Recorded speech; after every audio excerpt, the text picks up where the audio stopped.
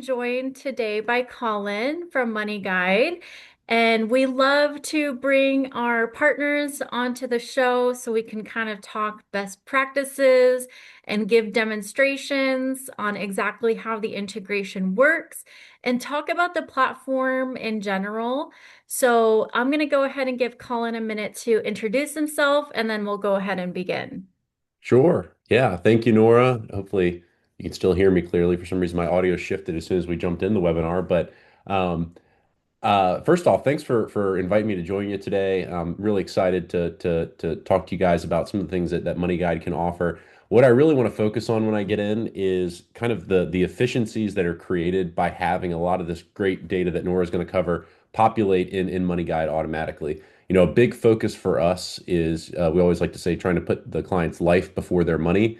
Now, the reality is, if you're building a financial plan, you need to have the money conversations. We need to make sure all that information is accurate before presenting results. But if we can get the majority of that and the personal information and things like that populated, it allows us to maybe spend more time in some of those initial meetings talking about, hey, what are you looking to get out of this relationship from the client's perspective? What are your financial goals? How much can we personalize some of the funner aspects of the plan, other than just entering investment assets and addressing Social Security and putting in, date of birth, that sort of stuff.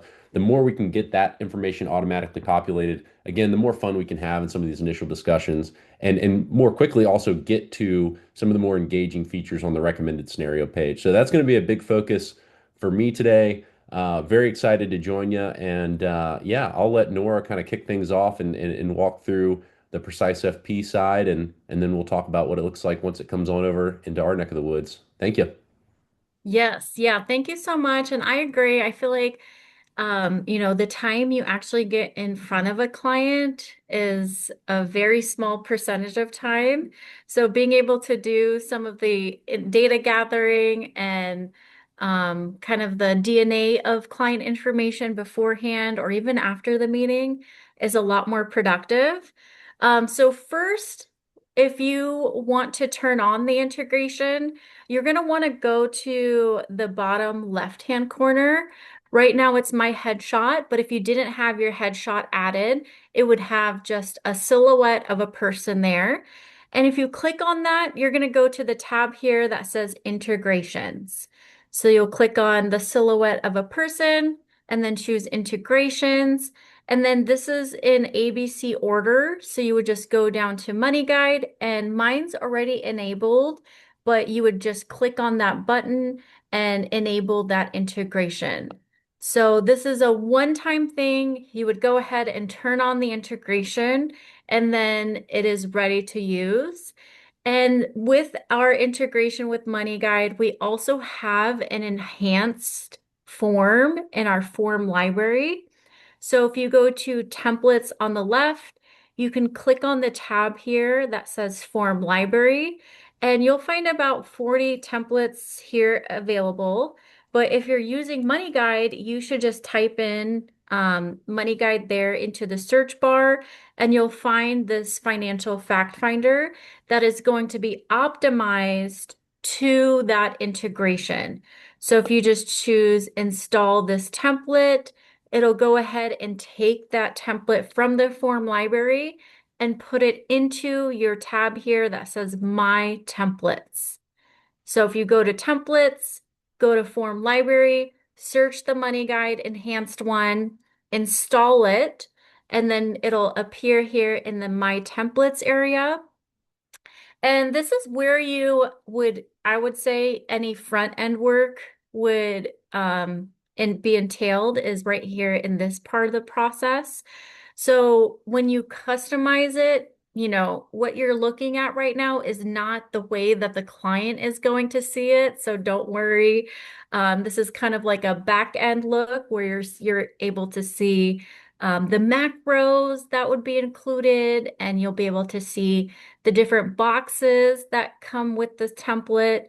And this is where you can customize it even further. This is a great start, right? It's going to personalize it to the person's name and give a few short sentences about what's needed in this form. But definitely feel free to take it to another level from here. I know I worked with an office last week that embeds this form onto their website. So if you're on their website, you can click schedule initial call here and it'll open up this Precise FP form and you'll notice how different it looks from just, a regular form out of the template library. They put their logo, they put their team picture, they change the colors, they changed the wordings here. So this is kind of what you want to think about in this part of the process is what do you want the form to look like and feel like? And you'll notice these sparkle icons are throughout. Definitely take advantage of the AI features because you could just describe in plain language what you want to see. Maybe you want to see that logo in the top left. Maybe you want a spot for that team picture. Maybe you want specific sentences or requirements or whatever to be listed here on that initial screen. You could go ahead and choose Update with AI and just put all of that in plain language and it'll update the form. So the money guide form is great off of the bat. You'll notice, it's going to go through most of the details that are going to be included in that integration, but definitely take it further and also take things away if necessary as well. Because if you see this and you're like, well, we don't really do insurance at all, then just delete that page altogether and it'll remove that page from this form and your client won't ever get a page about insurance. So just go through here and see what you like, what you don't like, and also think about what you need as a requirement. So if I go back to this example, you'll notice that some of them have this red asterisk next to the field. That means that that field is required and they have to fill that out in order to move forward. So you can be strategic here as well if you know that, letting them skip over birth date is going to run into NIGOs down the line. You can set this as a mandatory field and it'll make sure that that field gets selected. And you can even change the colors. You'll notice that other one had like a blue. You could do the same thing. You spend a lot of time and money deciding on your branding. Make sure that your branding is included on these forms so that way it looks like it's coming from your firm, your office, and everything looks like it's coming from your team.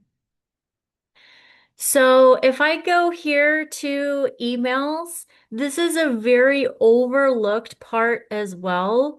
And it's also one of my favorite features is you can customize the email message and same exact thing here.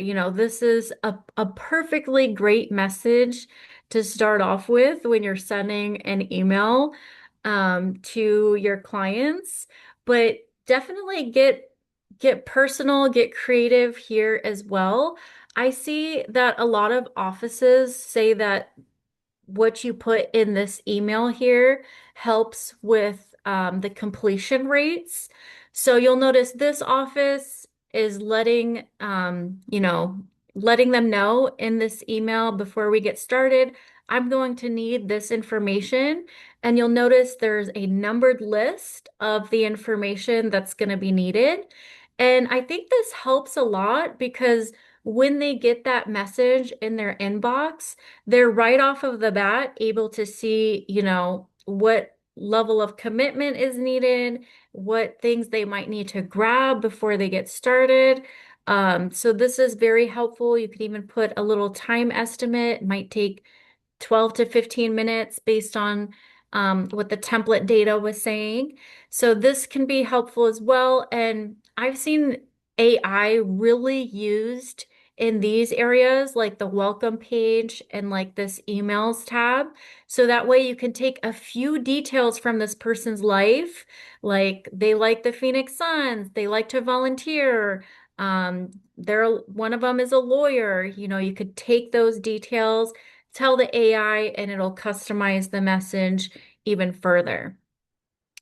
So I like to share that just because, the customization goes further than just that initial form. It's all the way from the beginning, the email that they get, and all the way to the end. And even be very clear and communicative before you even send the email. If they're in your office, let them know by the time that they get home, they're going to get a message in their inbox. They just need to click on that link and fill out the information, and then you'll have all the information that you need to move forward in a much quicker time going through. And I see offices too have that open during a meeting and kind of have it serve as like, if the topic comes up about children, then, you could start to fill out the information on their behalf. And that's really helpful too, because that way, when you send this over to the client or the prospect, this will be pre-filled.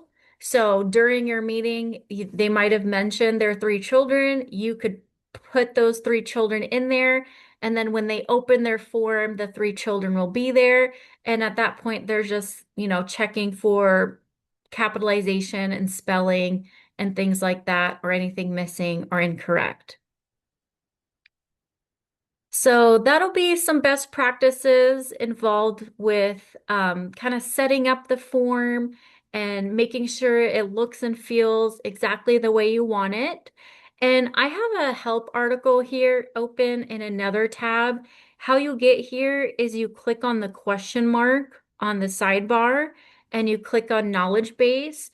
And I just typed in MoneyGuide into the search bar and I found this help article. And I love these articles that have the mapping table because it's going to show a physical list of all of the fields that are going to sync to MoneyGuide. So the integration with PreciseFP and MoneyGuide is going to be export only. So you can gather all of the information through that form and then export all of this information into MoneyGuide, and it'll eliminate that data entry. You don't have to rekey anything. You don't have to copy and paste. You don't have to worry about human error of somebody putting 700,000 when it was 800,000 kind of thing. Hopefully your client is putting in their own information correctly, so that way that good clean data is going to feed right over. And just two more tips and tricks when you're doing this. The first will be if you go to this tab here that looks like a target icon, you can go to the engagements tab and it's going to show all of the engagements live in action right now. And I love this because if you think about what PreciseFP could be replacing, which might be something like a PDF, if you sent PDFs out into the world, you don't really know who has a PDF, where they are in the process of that PDF, whether or not they sent it back to you and it got lost in your inbox. So this tab is really nice because it's going to show all of the engagements out there in the world. And then it'll show you a progress bar so you can see how far people are in the process. And this is a good thing where, you can see somebody is 83% done. Maybe at this point, you would give them a call or jump on a Zoom together and collect the rest of the information on their behalf. Or you can kind of, what I like to do, and this is my second tip, is if you click on it, and this one's not a great example because it's kind of a one-off survey, but let's say I have this engagement that I sent to the Anderson family. You'll notice this option here that says periodic reminders. Right now it says disabled, but I would customize this and change it to be enabled. And you'll notice that periodic reminders tab appeared. And this is where you can say, I don't want to chase adults for their information. So the platform can do it for you. Instead, you can say, okay, I want this email to go out every 2 days, for the next 2 weeks, let's say. And that way, if, Annie might have started it, got busy, was cooking dinner, had to stop, and she forgot, she'll be able to get this email and pick right back up where she was. So that's where you can go ahead, you can enable the integration, you could install that MoneyGuide optimized form and customize it. When you want to send it to a client, you would just go over to the all accounts area and choose the client you want to send it to. And then you could choose engage with a form and choose that template that we were working on for the money guide. And you'll notice that an authentication is required here. And what that means is there's personal information being gathered here. So they're going to need to authenticate. I would change it from password only to either email or SMS. And I don't have Taylor's number on file here, so SMS isn't showing. But if I go to Annie, where I do have her phone number on file, that SMS option will be available. So that way, when Annie gets that email in her inbox, she'll click on the link. It'll ask her to put in a code, and that code will either be sent to her cell phone or her email address. So that way, she could enter into the platform and share her information securely. So once that is all done, you send it, you customize the form, it's perfect. You send it to Annie, she fills it out. Then you want to export that information over to MoneyGuide. You would just click on Annie's name and then choose this option here that says export and then choose MoneyGuide. So if you click on the person's name, click on export, and choose Money Guide, you'll be able to choose this button here that says export, and it's letting you know here in this nice blue bar that you're going to be redirected to Money Guide to complete the account export. So if you choose that export option, it'll take a few seconds here and it'll take all of those fields that we showed on that mapping and push it over. So that's going to be what's entailed in the integration part is you'll click on them, you'll export. And I do want to show this screen that does pop up as well, because if you do not have any inside of MoneyGuide, you're going to want to click this button here that says Add New Client. But if she already is in MoneyGuide, you'll just want to type in the name and search, and that way it'll go ahead and update any of the fields. So that's what's nice as well is, it's great use case for onboarding, but it's also great for continued data maintenance where you can put all of the information that you have on file for them in front of them, have them review it. If something is missing or incorrect, they could change it in PreciseFP, and then when you export it to MoneyGuide, it'll go ahead and link it. So that's kind of the best practices for the integration and what the integration entails. And then I'll hand it over to Colin and he can talk about where you go from here inside of MoneyGuide. Awesome. Thank you so much, Nora. And yeah, got to learn something new myself. The fact that you got the unique fact finder based on the planning tool that they're using. I think, we talk about efficiencies, getting the appropriate information that's going to be relevant to that planning experience, I think is awesome. So that was really good for me to learn. We all get to learn something new here on this call. I also appreciate no one in the chat or QA section calling me out for using the word funner during my introduction.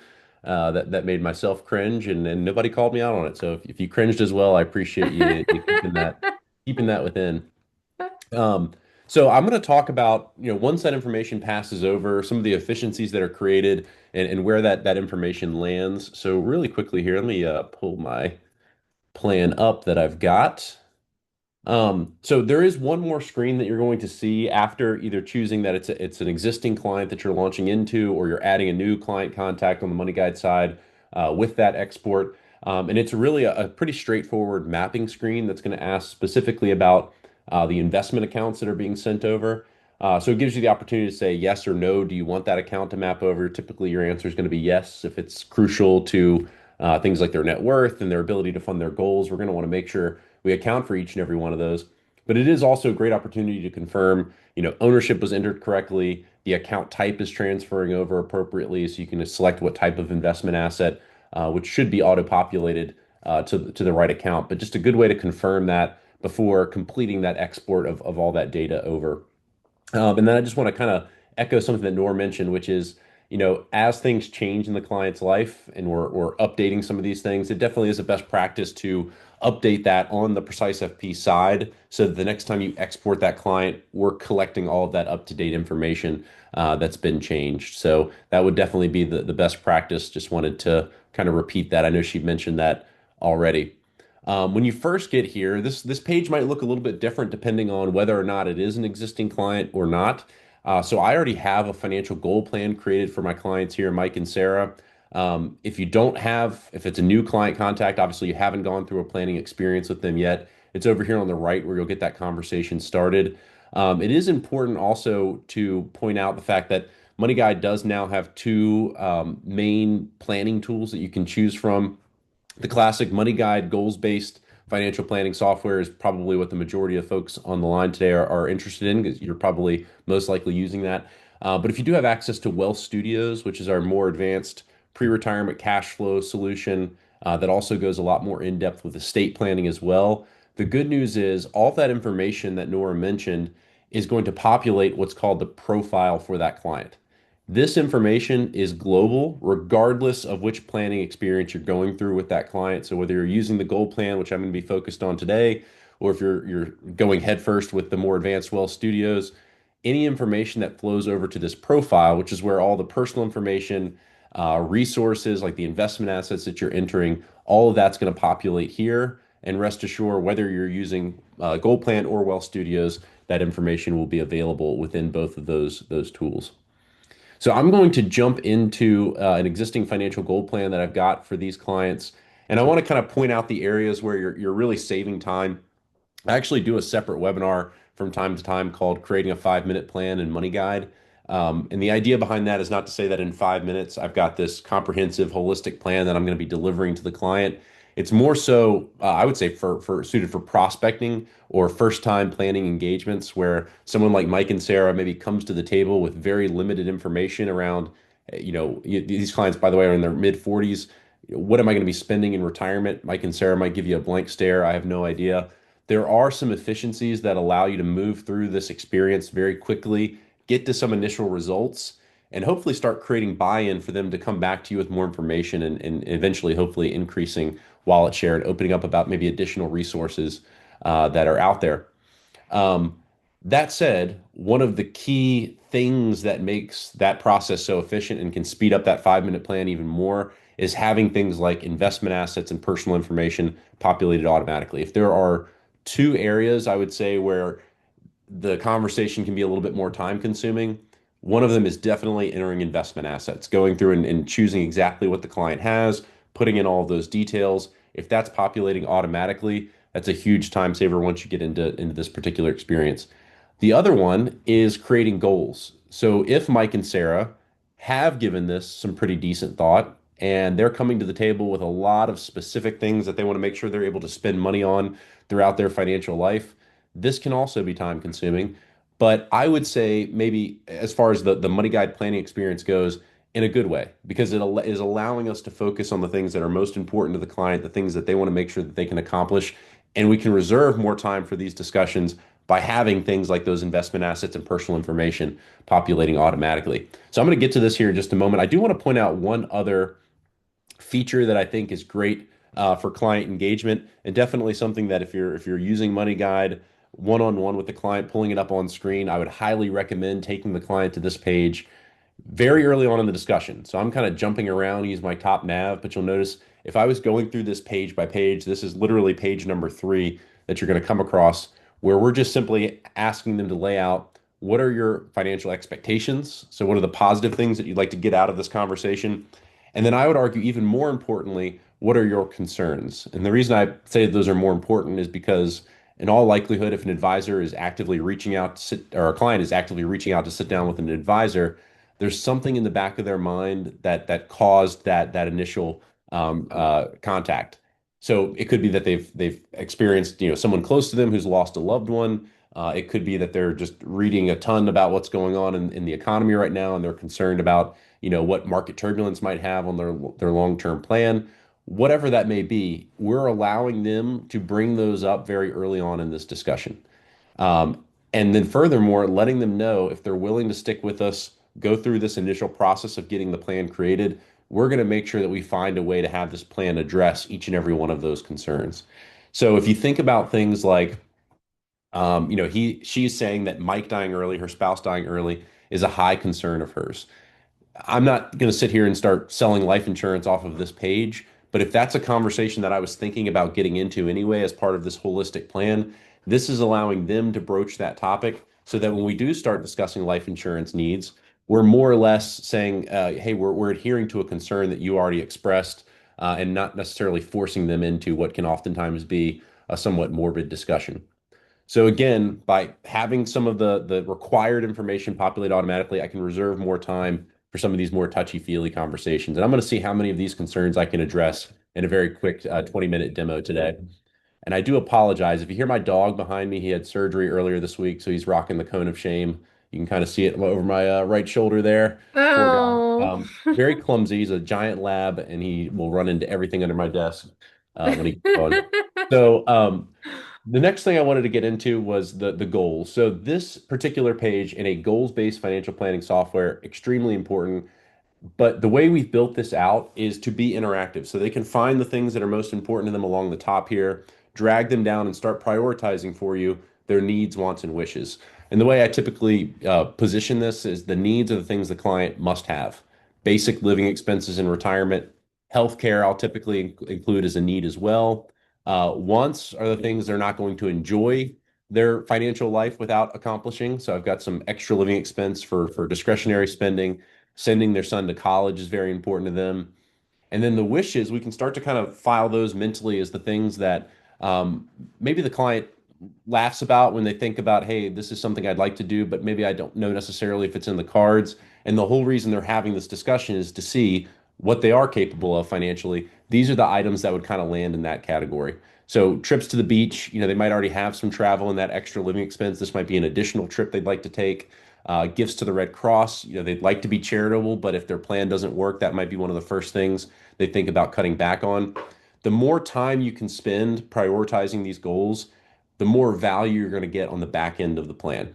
So when we start looking at like stress testing, well, what if inflation's higher than we're expecting it to be? What if the market doesn't perform as well as we're expecting it to in this analysis? Well, maybe what we really want to know is what does that do to their needs only? We want to make sure that those are protected as much as possible. The reality is they might understand if all those things start to go awry, these wishes are the first thing that they would look to cut back on. So the more we can have this discussion up front, again, the more valuable some of the other features I'm about to get into are going to be. So as I go through about you, obviously this personal information, we can get that populated automatically through this integration. The big one for me though is getting as much of this resource information populated, specifically investment assets. So this is the other rabbit hole that you can kind of go down at times where you start getting really specific with entering holding information and that sort of thing.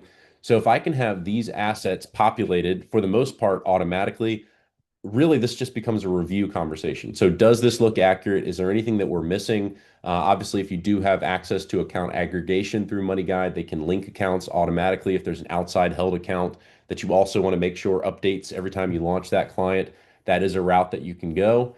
But for the most part, we should hope that the assets that at least upfront they're willing to tell us about are included as part of that export over to MoneyGuide. So today, because I'm in a test client, these are all manually entered assets, but we can somewhat bypass this screen with that integration.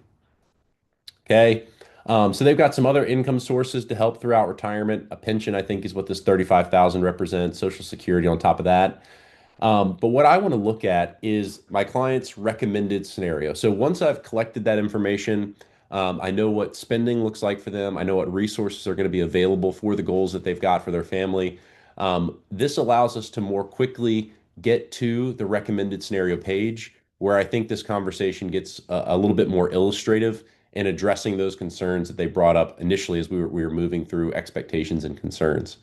So for them, they had a concern. I didn't point out all of them, but they did have a concern about not having a paycheck anymore once they get to retirement. That's a common one. We rely on that mailbox box money, we like to call it, while we're working, where we have our paycheck every month. Now that employment income goes away. How am I funding goals throughout retirement? Well, there's a great tool here that allows us to address that called total income. And this is allowing us to see, first off, we're starting to see that prioritization come into play.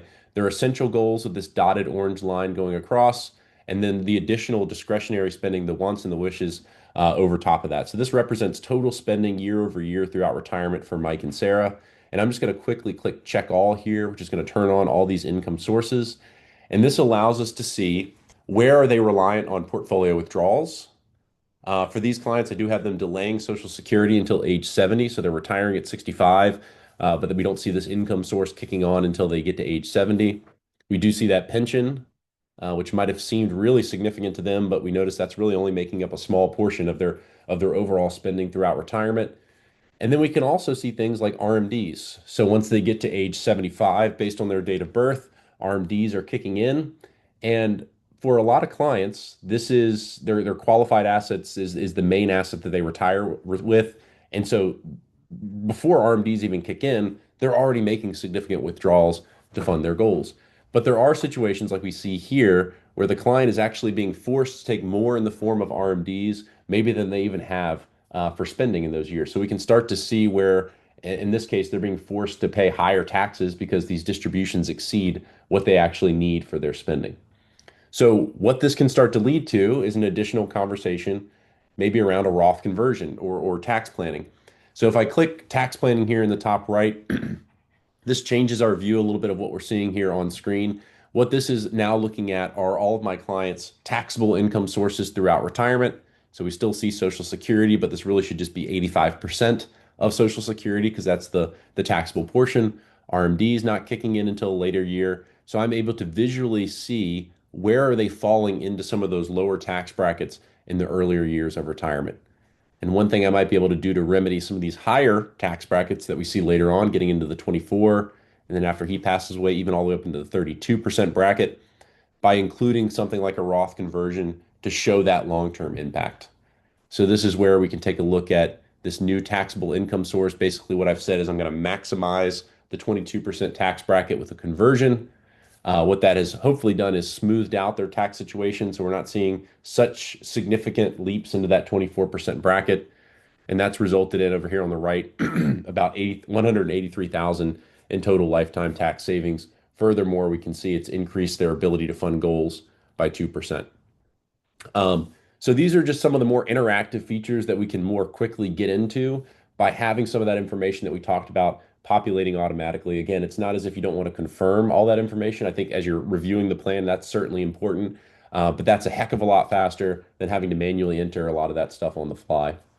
And I'll just point out too some of the other things that we can address. So with a Roth conversion, for example, we might be interested to see how this impacts end of plan asset values. So we can see with this strategy turned on how much more they have at the end of their life. And even furthermore, how much of that would be tax-free to their heirs in the form of a Roth account at that point. So after-tax value is probably even more significant than what you see in that total value. We can also see what this does to their Medicare surcharges.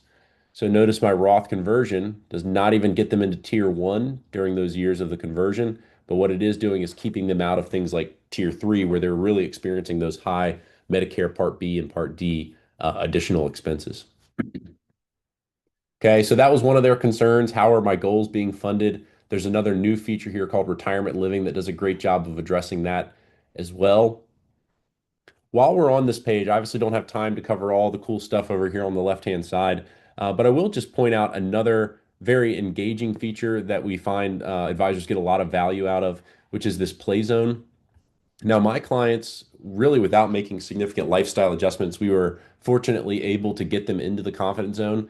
That's obviously not going to be the case with everyone. Sometimes they sit down with an advisor for the first time and it's a bit of a reality check around how much they've been saving in the past and how is that aligned or not aligned with the goals that they had told us about. So this allows them to see in real time how making changes to some of those assumptions might impact their results. So maybe, Mike and Sarah kind of accepted our default for retirement age at 65. Maybe Mike really likes his job and he's willing to work a couple of years longer. They're able to see in real time what that does to their overall probability of success. Again, another area where we see kind of the benefit of spending time breaking out goals based on needs, wants, and wishes. Now we have a slider for each one of these to say, all right, well, we'd love to gift to the Red Cross. If we could get the score up, maybe by dialing that back to 10,000, we'd still feel really good about that. So they can move that slider over and, as you might imagine, see that that continues to increase their probability of success.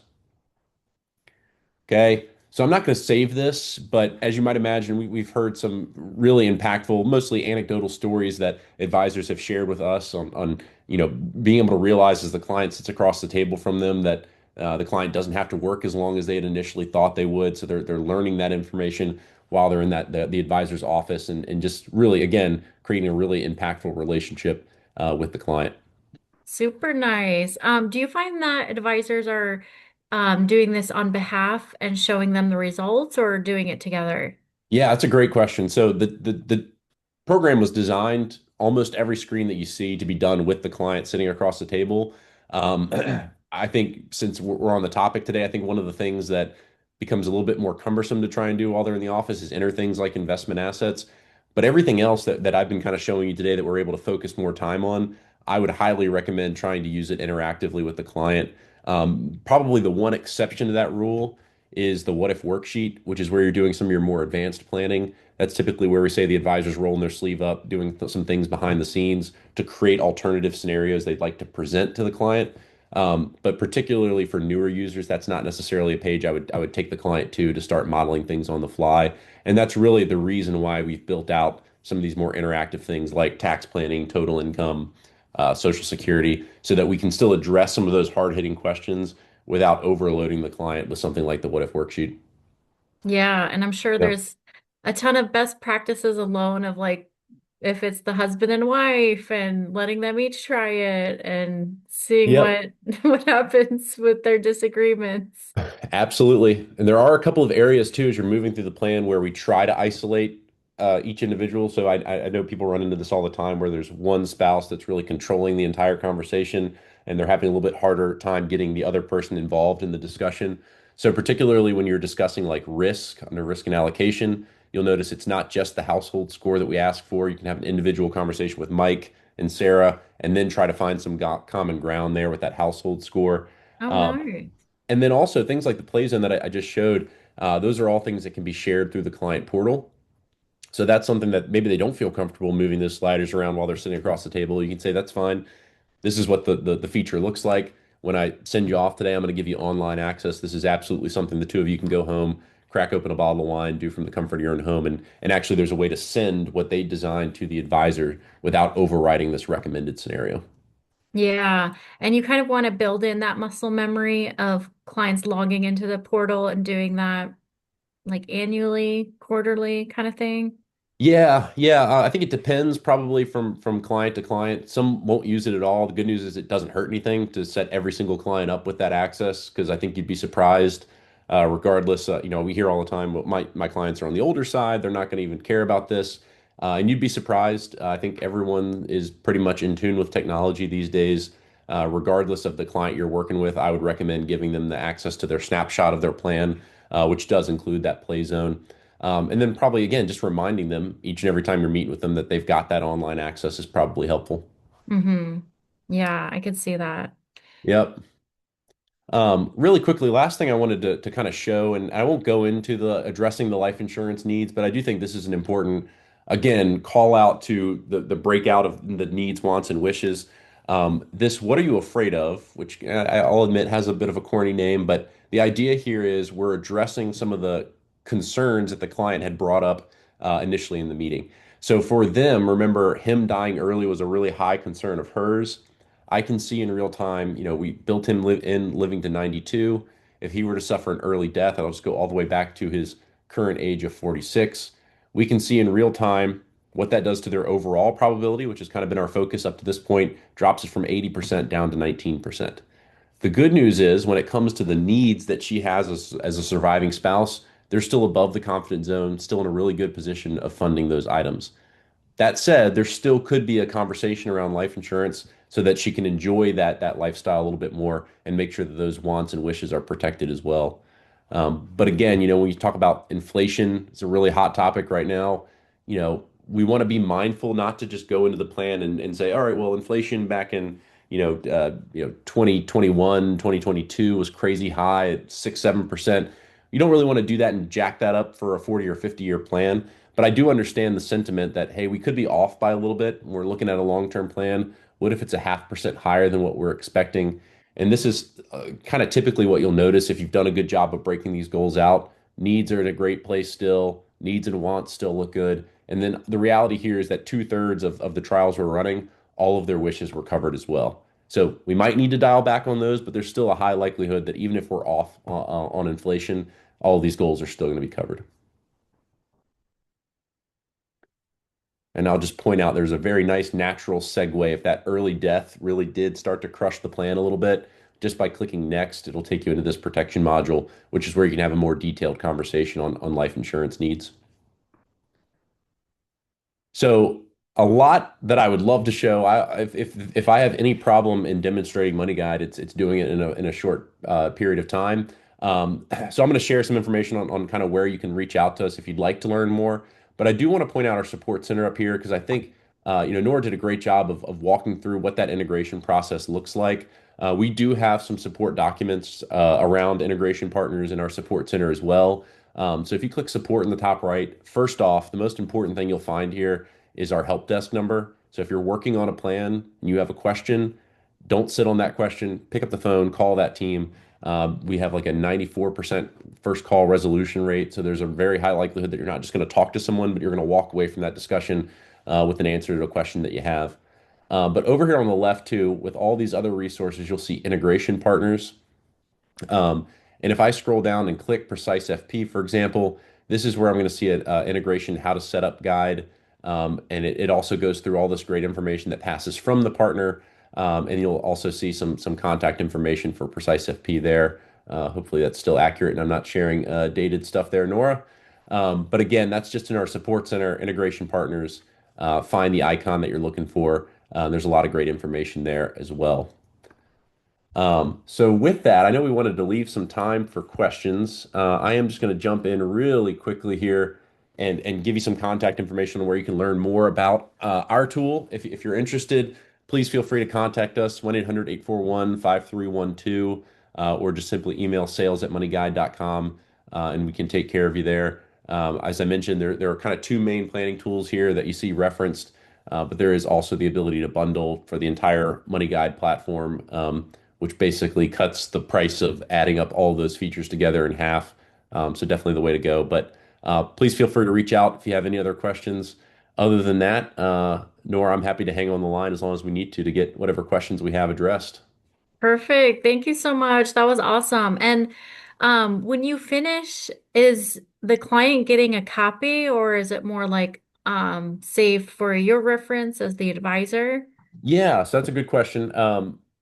I personally am a little bit bigger of a fan of the client portal as being like kind of the main takeaway for the client. Yep. But I know that not everyone has that same mindset.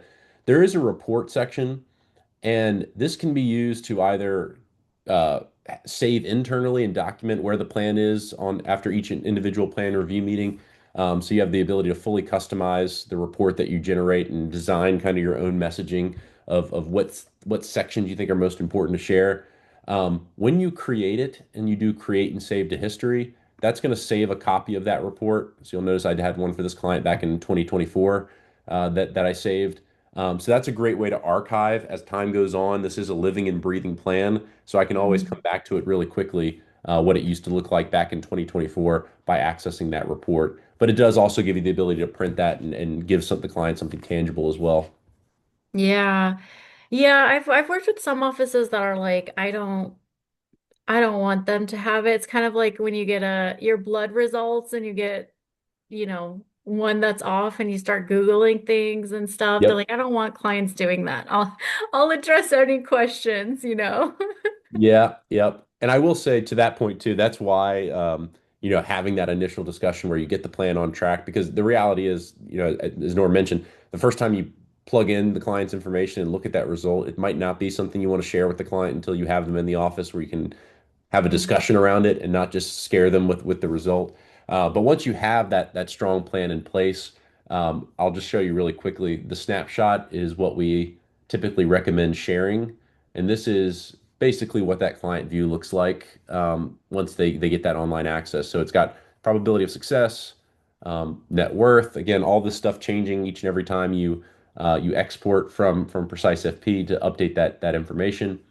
And then down at the bottom is where you will find access to like the play zone and what are you afraid of, which I showed today. So they can go in and start using some of those tools as well. Awesome. Really nice. All right. Well, thank you so much for that walkthrough. I know a lot of people got a lot of value from it, and people in the future that will be able to view it as well. I think that being able to visually see the flow of, using tool to tool is very helpful. So thank you so much for your time. Thank you, everyone, for joining us. And if you have any questions, reach out, and we're more than happy to help.